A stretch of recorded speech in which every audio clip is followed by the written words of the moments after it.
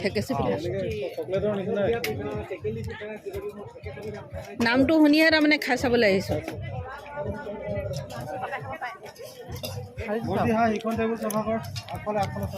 ঠেকেচি পিঠা কেনেকুৱা লাগিছে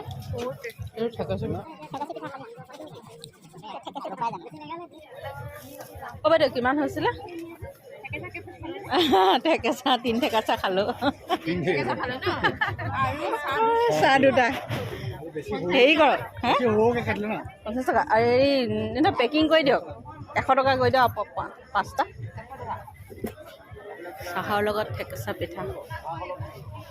ভাল লাগিলে খাই মই ফাৰ্ষ্ট টাইম খাইছোঁ